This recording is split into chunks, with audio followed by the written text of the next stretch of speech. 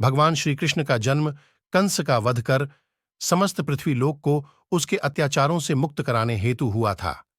किशोरावस्था में ही वह गोकुल से मथुरा आ गए तथा दुष्ट कंस का वध किया।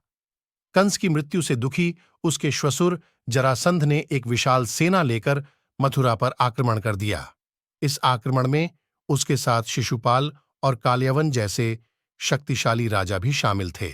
जल्दी ही सेना मथुरा जा पहुंची और मथुरा की राजसभा में कृष्ण तथा बलराम को सेना को सौंपने का संदेश भेजा गया। इस युद्ध को टालने तथा मथुरा के निर्दोष नागरिकों को बचाने के लिए कृष्ण ने रातों रात वहां से सैकड़ों किलोमीटर दूर समुद्र में एक नई नगरी द्वारिका का निर्माण करवाया। अपनी माया से उन्होंने समस्त नागरिकों, उनके पशुओं तथा संपत्ति को नींद में ही नई नगरी में पहुंचा दिया।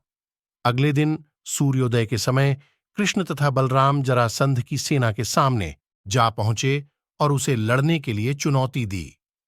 जैसे ही जरासंध और दूसरे राजाओं ने कृष्ण को मारने के लिए शस्त्र उठाए, दोनों भाई भागने लगे। उन भाइयों के पीछे जरासंध तथा कालयवन जैसे राजा भी भागने लगे।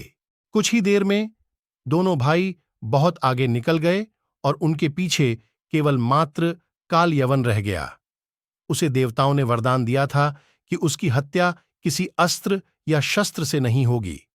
ऐसे में वह निर्भीक था और लगातार कृष्ण का पीछा करते करते एक गुफा में जा पहुंचा। गुफा में राजा चतुर्भुज स्वरूप में दर्शन दिए और उन्हें मोक्ष पाने का वरदान दिया। वहीं दूसरी ओर जरासंध और बाकी राजा पूरी तरह से खाली मथुरा देखकर वापस लौट गए।